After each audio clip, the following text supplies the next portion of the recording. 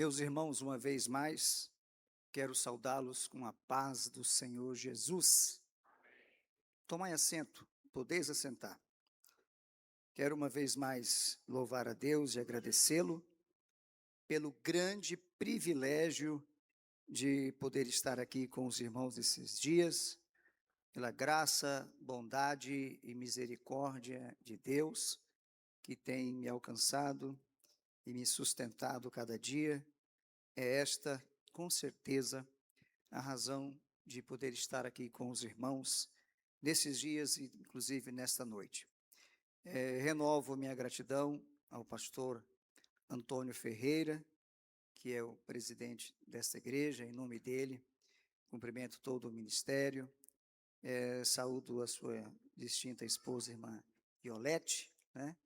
E saudando ela, todas as irmãs, ao pastor Jackson Rodrigo, que é o vice-presidente, agradecer à equipe da Escola Dominical, que organizou o 12º simpósio de Escola Dominical, e estivemos com eles participando, pastor Robson Lara, pastor Ricardo Fagundes e toda a equipe, ao diácono Rodrigo Mariano, sua esposa, ao pastor Moisés Liba, creio que hoje não está.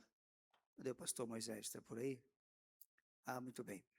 É que ele é bem alto, né? Não estou conseguindo ver, mas está por ali.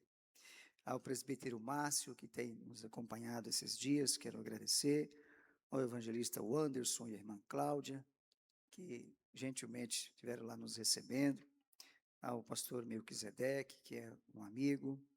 Ao irmão Valdete e a sua família, são amigos nossos e hoje me receberam lá na casa deles, né? Um abençoado almoço, foi muito bom. Muito bom rever aqui o pastor Misael, também amigo nosso lá de Ji-Paraná. Os familiares do irmão Ricardo Comini, um grande amigo, um obreiro de valor que nós temos lá em Rondônia, estão ali. Os amigos do irmão Marcos, lá de Cacaulândia, né? Tem ali, que é amigo também do pastor Cavalcante, enfim. E hoje eu estou tendo aqui a grata surpresa, né, de ver aqui o irmão Beto e a irmã Vilma, né? Estão ali atrás. O irmão Beto morava lá em Ji-Paraná, irmão do pastor Nelson Tchemberg, que é o presidente da nossa convenção estadual. Quarta-feira passada, tive a oportunidade de estar lá com o pastor Nelson, muito bom rever aqui o irmão Beto e a irmã Vilma, né? Vilma é muito amiga da minha esposa, Jocineide, né? Depois temos que fazer uma foto para mandar para ela, ela vai fazer uma festa. É um prazer muito grande encontrá-los aqui e me parece que eles estão, né, estudando, me parece uma mudança para cá. É isso, irmão Beto? Estamos estudando, né? Muito bem. Abra sua Bíblia, por gentileza, em Romanos capítulo 5. Romanos capítulo 5. É bom estar aqui nesta noite especial para participar da mesa do Senhor, a ceia do Senhor. E veio ao meu coração ler com os irmãos esse texto de Romanos, no capítulo 5. Vamos ler do versículo 1 ao versículo de número 8. Do versículo 1 ao versículo 8 de Romanos capítulo 5.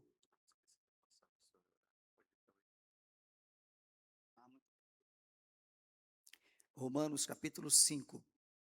A palavra de Deus diz assim: sendo, pois, justificados pela fé, temos paz com Deus, por nosso Senhor Jesus Cristo, pelo qual também temos a entrada pela fé a esta graça, na qual estamos firmes e nos gloriamos na esperança da glória de Deus. E não somente isto, mas também nos gloriamos nas tribulações, sabendo que a tribulação produz a paciência, e a paciência a experiência, e a experiência a esperança. E a esperança não traz confusão, porquanto o amor de Deus está derramado em nosso coração pelo Espírito Santo que nos foi dado. Porque Cristo, estando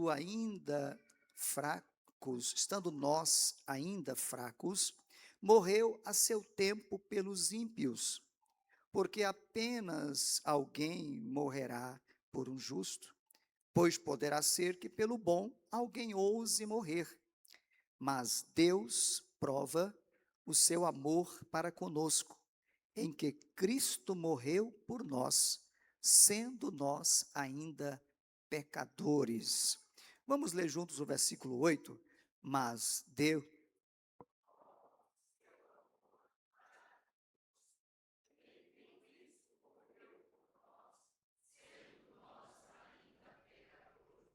Curva a sua cabeça, vamos fazer uma breve oração. Pai, em nome de Jesus, continuamos na tua presença e agora que lemos a tua palavra uma vez mais, pedimos que o Senhor venha falar conosco, segundo a tua vontade, pelo teu Espírito Santo. E nós te agradecemos por isso e te glorificamos. Em nome de Jesus. Amém.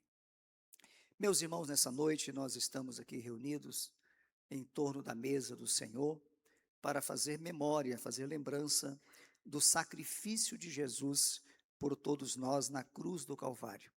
E nesse texto lido, nós temos aqui benefícios que nós alcançamos em decorrência ou em função do sacrifício de Jesus. Vários benefícios que estão relacionados aqui, dentre eles, as três principais virtudes da fé cristã, que são chamadas de virtudes teologais, que são virtudes exclusivas de Deus para nós, virtudes geradas em nós exclusivamente para Deus, ou por Deus, que são a fé, a esperança e o amor. E no versículo 5, o apóstolo Paulo diz que nós somos justificados pela fé. Quando ouvimos o Evangelho, o Espírito de Deus produziu em nós, no nosso espírito, a fé, a condição de crermos na palavra de Deus, de crermos no sacrifício de Jesus e no seu valor de nos redimir, de nos salvar, de nos purificar dos nossos pecados, das nossas iniquidades. E então foi operado uma obra miraculosa de salvação, que aqui nesse texto é chamada de justificação. A justificação é o aspecto da salvação pelo qual Deus nos declara justos. Nós somos justificados pela fé. Quando nós cremos em Jesus, Ele então nos declara, Deus em Cristo Jesus nos declara justos. Nós que antes éramos considerados injustos, iníquos, culpados, agora fomos justificados pela fé. E quando somos justificados pela fé, o nosso relacionamento é restaurado com Deus, porque antes nós éramos inimigos de Deus. Todo homem que está em pecado é inimigo de Deus, mas quando ele crê no Evangelho, ele é justificado em função desta fé. Então não é pela obra, não é ou pelas obras ou pelo merecimento, mas é pela fé no sacrifício que Jesus realizou por nós na cruz do Calvário. Aí o primeiro benefício que nós temos aqui, essa paz com Deus. Agora não somos mais inimigos de Deus, não temos mais medo de Deus, nós temos temor a Deus, mas nós não temos medo de Deus. E à medida que nós vamos avançando neste relacionamento, o Espírito Santo vai nos aproximando cada vez mais do Pai, até o ponto dele nos levar a chamar o Pai de papai, ou de papaizinho, como escreveu o apóstolo Paulo. Então agora nós nos sentimos filhos de Deus, o Espírito Santo gera dentro de nós, a Bíblia diz que ele testifica com o nosso espírito que nós somos filhos de Deus. Nós podemos até em algum momento, em função das tribulações da vida, dos problemas, perder a paz em relação à paz de Deus, mas nós jamais, enquanto estamos ligados nele, perdemos a paz com Deus, porque paz com Deus é um relacionamento, não é apenas uma circunstância. Portanto, estamos em paz com Deus, vivemos em paz, deitamos em paz, levantamos em paz, trabalhamos em paz, viajamos em paz, porque o nosso relacionamento com Deus está restaurado através de Jesus Cristo, pelo seu sangue, pelo sacrifício que ele fez por nós na cruz do Calvário. Todo crente em Jesus precisa alcançar e experimentar esta bênção de estarem em paz com Deus, de poder falar com Deus como se fala com um pai. E eu hoje estava conversando, inclusive, com o irmão Valdete, né, e ele me falando que à medida que a pessoa, quando se torna pai, né, os alvos se tornam diferentes. Praticamente tudo que a gente faz pensando no filho. E enquanto ele estava falando, eu estava pensando, por isso que Deus se revela para nós como pai, porque ele está preocupado conosco, interessado com o nosso bem-estar. Ele quer sempre o melhor para nós, porque ele é o nosso pai. E isto é um benefício da obra sacrificial que Jesus Cristo fez por nós na cruz do Calvário. Por isso nós estamos aqui nessa noite, de consciência tranquila e em paz com Deus, para participar da mesa do Senhor, porque Jesus Cristo um dia morreu por nós na cruz do Calvário. E se você tem esta paz com Deus no seu coração, e pode levantar as mãos e agradecer ao Senhor, e glorificá-lo nessa noite, porque Ele é digno de adoração, porque Ele nos reconciliou com o Pai. Mas o texto diz que temos entrada pela fé a esta graça na qual estamos firmes. A fé é retratada aqui como uma porta de entrada pela graça, para a graça de Deus. E de fato, a fé é a única maneira de acessar a graça de Deus. Por isso Paulo diz, pela graça sois salvos por meio da fé. Então, fé aqui é retratada, repito, como essa porta de entrada. Pela fé, temos entrada a esta graça, né? A graça de Deus na qual estamos firmes. E a graça é retratada aqui como um ambiente, como um espaço espiritual. Por isso Paulo também disse que nós estamos assentados com Jesus, com Cristo, nas regiões celestiais. É por isso que a fé cristã, ela não é apenas uma concordância mental, um assentimento mental, né? um convencimento mental. A fé cristã é uma posição espiritual, é uma conquista de um espaço celestial com Cristo Jesus. Nós estamos assentados na região celestial. Por isso, irmão, o cristianismo não é uma mera religião. O cristianismo não é uma mera filosofia moral. O cristianismo é uma conquista espiritual, de relacionamento com Deus, de vitória nas regiões celestiais. Por isso que a Bíblia diz que a nossa luta não é contra a carne nem contra sangue, mas é contra principados e potestades, contra as hostes espirituais da maldade nas regiões celestiais. E nós somos vencedores porque estamos assentados nas regiões celestiais com Cristo Jesus, nosso Senhor. É por isso que o cristão não fica brigando com as pessoas, né? Porque a nossa luta não é contra pessoas.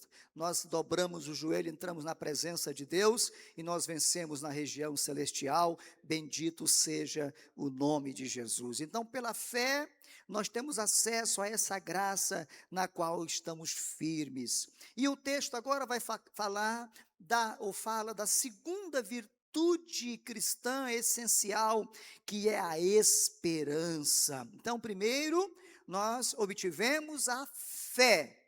A fé é para a gente crer em Deus, para a gente confiar em Deus. Mas agora, através da fé, nós obtivemos também uma outra virtude, que é a esperança. E interessante, irmãos, que não é qualquer esperança, é a esperança da glória de Deus. Por isso nós não cremos em Deus limitados a esta vida. Por isso nós não estamos firmados ou fiados em promessas terrenas. A nossa promessa, a nossa esperança é uma esperança escatológica, ou seja, uma esperança celestial. O apóstolo Paulo falou assim: se nós esperássemos em Jesus só nesta vida, nós seríamos os mais miseráveis de todos os homens. É por isso que às vezes o cristão pode estar em crise, pode estar em dificuldade, às vezes até doente. Às vezes a gente vai visitar um irmão doente, fala, eu vou lá levar uma palavra de consolo para esse irmão, e às vezes a gente volta de lá mais consolado e mais confortado, porque a pessoa às vezes no leito de enfermidade, mas está feliz, porque ela tem uma esperança da vida eterna, bendito seja Deus. Então é a esperança da glória de Deus, que Ele há de se manifestar a qualquer momento, e nós estaremos para sempre com Ele na sua glória. Essa esperança, irmãos, é que nos faz vencer as aflições, as adversidades da vida. Agora, o que me chama a atenção é que essas virtudes, elas são recebidas quando nós cremos em Jesus, mas elas são desenvolvidas à medida que nós caminhamos com Deus, através de um processo ou de processos aos quais Ele nos submete na vida cristã. É por isso que o versículo 3 diz assim: e não somente isto, mas também nos gloriamos nas tribulações.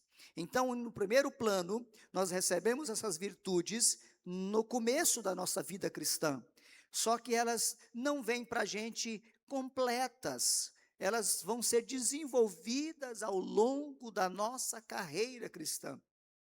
É por isso que Paulo então diz aqui, que nós nos gloriamos nas tribulações. As tribulações são processos que Deus usa para nos fortalecer na fé, porque o texto diz assim, sabendo que a tribulação produz a paciência. Quando a tribulação vem, nós temos que ser alimentados com a fé, para nós continuarmos crendo, e agora nós temos que ter paciência, perseverança, nós somos provados na fé, e o texto também diz que a tribulação produz a paciência e produz a experiência. A experiência significa que produz uma fé provada, uma fé que passou pelo teste e foi provada. Por isso Tiago diz, irmãos, tende muitas alegrias quando vocês entrarem em várias provações, porque as provações que Deus nos dá, meus irmãos, elas vêm para nos aperfeiçoar, vêm para gerar mais fé em nós, e vêm para aperfeiçoar também, gerar mais esperança, porque o texto diz que a paciência produz a experiência, e a experiência produz a esperança. Aí nós cremos mais em Deus, somos crentes experientes, e a nossa esperança está mais fortalecida, mais robustecida. Nós olhamos para trás a nossa jornada e diz, olha, eu já passei por uma prova como essa, eu já passei por uma prova até pior do que essa, e assim como eu venci, eu vencerei esta também, em nome de Jesus. E assim nós vamos caminhando, bendito seja o Senhor. Enquanto mais o tempo passa, mais experiente a gente fica. Hoje de manhã, nós estávamos falando sobre Abraão, como Deus foi provando a fé de Abraão, processo por processo, etapa por etapa. Chamado aos 75 anos para ser o pai de uma grande nação, né? A promessa estava demorando dentro da visão dele, infelizmente cometeu um erro, né? Teve um filho com a serva, com a criada Agar, gerou grandes problemas, aliás, até hoje, porque os nossos erros produzem consequências terríveis, mas com 100 anos ele tem então Isaac como filho, quando ele já até não imaginava mais, né? Mas ele agora é pai. E agora quando o menino já está rapazinho, quando ele acha que agora está tudo resolvido, o próprio Deus diz, agora eu quero que você me dê o seu filho, aquele que você ama, Isaque, para que ele soubesse que realmente Deus estava falando de Isaque. Em Isaque estava toda a esperança de Abraão, Toda a esperança dele estava em Isaac. Eu costumo dizer, inclusive, que quando Deus pede a Abraão Isaac, comparando com um obreiro, é quando ele pede o nosso ministério. Eu lembro de uma fase da minha vida que eu tive essa experiência, que eu entendi que Deus estava pedindo o meu ministério. Eu falei, então, Senhor, eu entrego para ti. Só que Deus pega, mas quando a gente vai entregar para ele, ele devolve e diz assim: agora eu vou te abençoar, porque eu sei que você teme o meu nome. Quando Abraão ia sacrificar Isaque, a voz do anjo brada e diz: não faças tal, porque agora eu sei que você teme o meu nome. Quando Deus pedir alguma coisa difícil na sua vida, se foi ele que pedir, entregue, porque ele está provando você para te fortalecer na fé e aumentar a sua esperança. Bendito seja o Deus Todo-Poderoso. A experiência produz a esperança. E um crente cheio de esperança, meus irmãos, é um crente mais amadurecido, porque a esperança não traz confusão.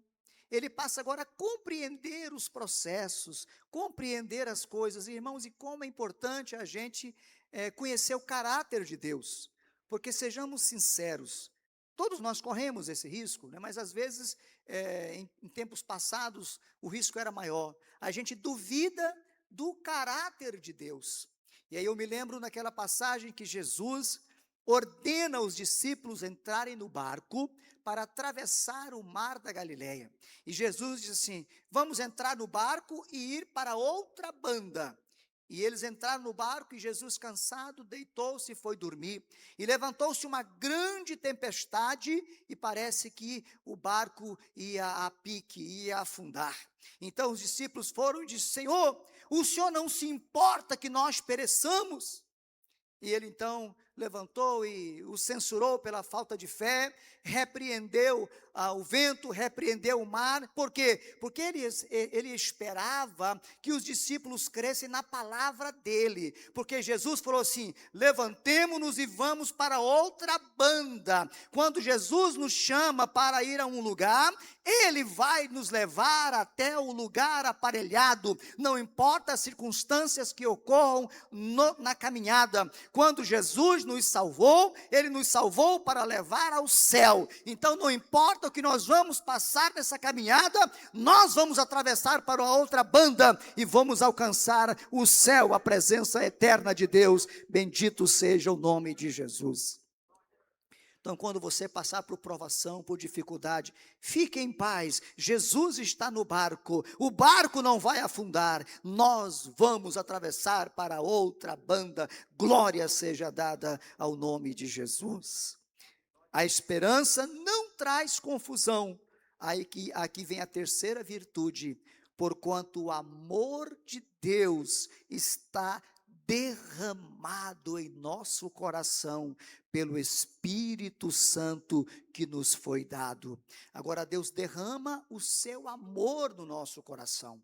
Em primeiro lugar, para que nós possamos amá-lo, para que nós possamos ter um relacionamento amoroso com ele, e também para que nós possamos amar ao próximo, o amor que Deus derrama em nosso coração.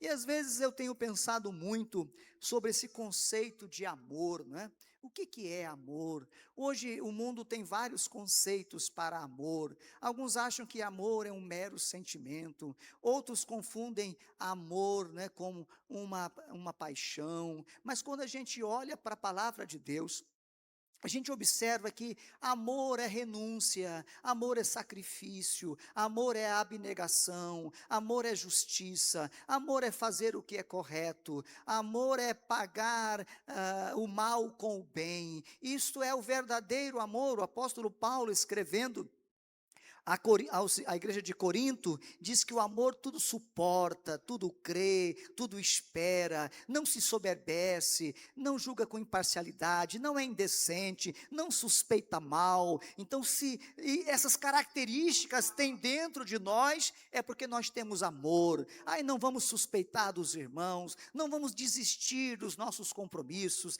praticaremos justiça, cumpriremos nossos deveres conjugais, nossos deveres paternais, nossos deveres filiais, porque o amor é assim, o amor suporta. Vamos respeitar, vamos obedecer, porque Deus terá derramado, como tem, o seu amor no nosso coração. Faremos justiça, não faremos o mal para ninguém, porque quem ama não faz o mal para ninguém, porque o amor é benigno, o amor não pratica nenhum tipo de mal. Então esse é o verdadeiro amor, e o grande exemplo de amor é o próprio Deus. A Bíblia diz em João, diz que Deus amou o mundo de tal maneira que deu o seu Filho unigênito, para que todo aquele que nele crê não pereça, mas tenha a vida eterna. Então, amor é esta renúncia, é essa entrega, e este amor está derramado em nosso coração. E esse amor precisa cada dia ser derramado mais e manifestado mais, porque nós vamos renunciar, nós vamos abrir mãos de direitos, porque enquanto a gente está brigando por nossos direitos, está exigindo, está cobrando, está reclamando, é porque a gente não a ama de verdade ainda. Mas quando esse amor é derramado, muita coisa é transformada na nossa vida. Se você está entendendo, levanta a mão assim para bendizer ao Senhor nesta noite. Mas, meus irmãos, nós sabemos que nós temos que buscar em Deus a graça para que essas virtudes sejam conservadas dentro de nós, porque é um grande desafio para nós, porque sem essas virtudes de Deus, a gente não consegue vencer. O apóstolo João diz que qual a vitória que vence o mundo? É a nossa fé. Sem fé, a gente não vence o mundo. Por quê? Porque os padrões do mundo são incompreensíveis, a não ser que a gente tenha uma fé. Quando a gente observa, por exemplo, o ímpio triunfando, se você não tiver fé, você não vence. Quando a gente observa a injustiça triunfando, pessoas que eram para agir e aplicar a justiça, praticam a injustiça. Então, somente pela fé. E a Bíblia fala de alguns personagens, como Asaf, que ele quase desviou, porque ele via o ímpio triunfando, o ímpio sendo abençoado, e ele falou, não, é injusto, é desnecessário, o que eu estou perdendo tempo de estar vivendo a vida que eu estou vivendo. Mas quando ele pensou, quando ele inquiriu, e a hora que os pés dele estavam quase se resvalando, ele entrou na presença de Deus, aí ele viu o fim deles. Aí ele disse, não, realmente vale a pena crer em Deus e obedecê-lo, porque no final o justo terá a recompensa do Deus Todo-Poderoso. Então, irmãos, só com fé para vencer este mundo. Eu digo para os irmãos que eu tenho até evitado, tenho feito um exercício, pastor Antônio, de evitar ficar vendo certas coisas, porque esses dias eu creio que foi o Espírito Santo que lembrou a minha mente, o meu coração, porque a gente vê ou ouve certas coisas e fica indignado, indignado, e existe hoje um processo de produção de indignação. As indignações são produzidas até de uma maneira maléfica, produções que são feitas para a gente ficar indignado. Mas aí o Espírito de Deus me fez lembrar que a palavra de Deus diz em vários lugares, mas eu me lembrei do Salmo 37, que fala assim, não fique irritado pelos que praticam a maldade, não fique indignado por causa dos malfeitores. Falei, sabe de uma coisa? Eu não vou ficar mais indignado, eu nem vou ficar olhando muito essas coisas, não, porque está me fazendo mal. Estou ficando indignado, estou ficando irritado. E a Bíblia diz, não fiques indignado por causa dos malfeitores, porque cedo eles serão ceifados, eles murcharão como a gordura, como a erva. Agora você não, habita na terra e faze o bem, e verdadeiramente você será alimentado. Então, se você ficar olhando muito para as coisas do mundo, eu e você, nós ficaremos indignados e poderemos até perder a fé. Mas se nós olharmos para o Deus Todo-Poderoso, nós ficaremos em paz, confiando nele, e a nossa fé ficará intacta. Bendito seja Deus. Então, vamos preservar a nossa fé. Irmãos, a fé é uma virtude, não tem preço. Como a fé é importante. Como é triste quando uma pessoa perde a fé. A maior tragédia da vida é perder a fé. Por isso, irmãos, a fé é tão valiosa. O apóstolo Paulo falou: eu combati o bom combate, eu acabei a carreira, mas uma coisa eu fiz, eu guardei a fé. Então, nós temos que guardar a fé. E aí, para guardar a fé também, nós temos que preservar a boa doutrina, porque há muitas distorções da verdade, e as distorções da verdade querem fazer com que a gente perca a fé. Então, vamos preservar a doutrina. Mas nós temos também que preservar a esperança. E a esperança, muitas vezes, quer ser tirada do nosso coração, com promessas de soluções terrenas, porque a esperança aqui, eu repito, é a esperança da glória de Deus. E como o mundo quer fazer para roubar a nossa esperança? Nos prometendo coisas terrenas, nos prometendo soluções nessa terra. Por isso nós não somos adeptos da confissão positiva, por isso não somos adeptos da teologia da prosperidade, porque a nossa riqueza, o nosso tesouro não está aqui, o nosso tesouro está no céu. Nós estamos ainda esperando Jesus, nós cremos no arrebatamento da igreja, e estamos esperando que ele pode vir a qualquer momento, porque a nossa esperança é a esperança da glória de Deus.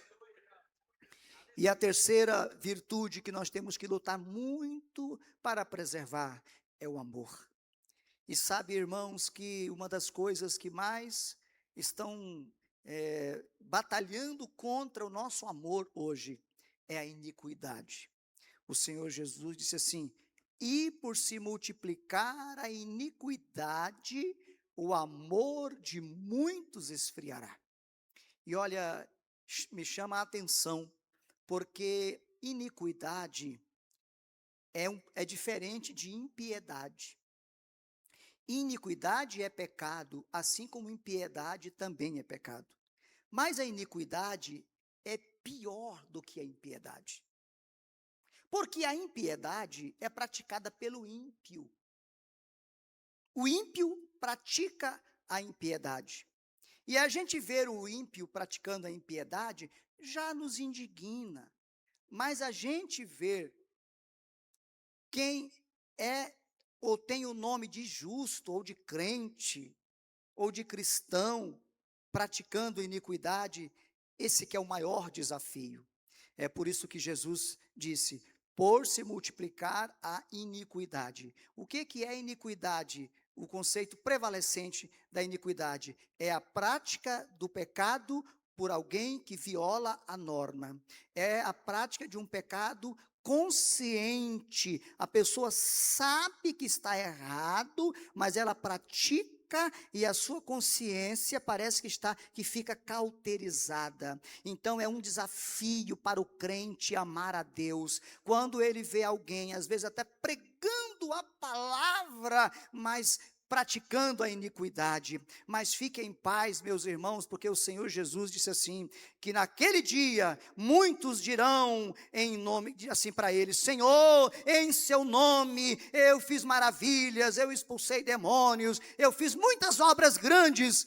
Aí ele fala assim: apartai-vos de mim, eu nunca conheci vocês, porque vocês praticaram a iniquidade. Não se impressione com obras espirituais, olhe para o fruto, para o caráter, e o iníquo lá no final será condenado pelo Deus Todo-Poderoso. Olhe para Jesus, que Jesus é o autor e consumador da nossa fé.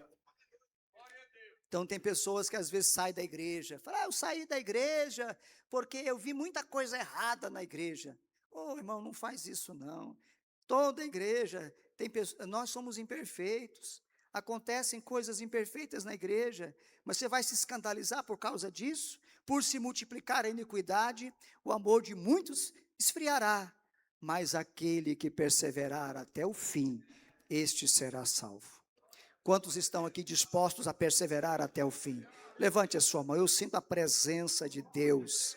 Como o pastor Antônio disse, a glória de Deus, o Espírito de Deus está nesta casa mais uma vez, para fortalecer o teu coração, para te encher da verdadeira fé, para te encher, para renovar a tua esperança, para encher o teu coração de amor, para você continuar amando ao Deus Todo-Poderoso, independente da circunstância, e assim nós vamos até o fim, e lá encontraremos uma coroa de glória na eternidade. Bendito seja o nome de Jesus. Por isso que a palavra de Deus diz assim: aquele que tem nele esta esperança, purifique-se a si mesmo, como também ele é puro.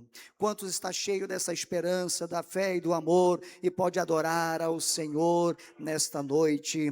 Que o Espírito de Deus continue produzindo esta fé no seu coração.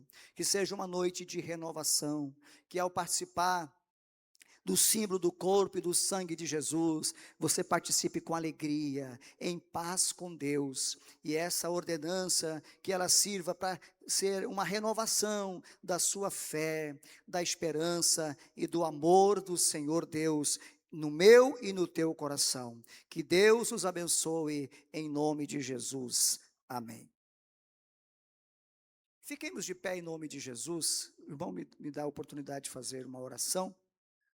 Nós vamos orar, né, nesta noite com os irmãos, né, com cada um de nós, para que o Senhor continue operando. Essas virtudes só podem ser geradas pelo Espírito de Deus. Só o Espírito de Deus pode gerar essas virtudes em nosso coração.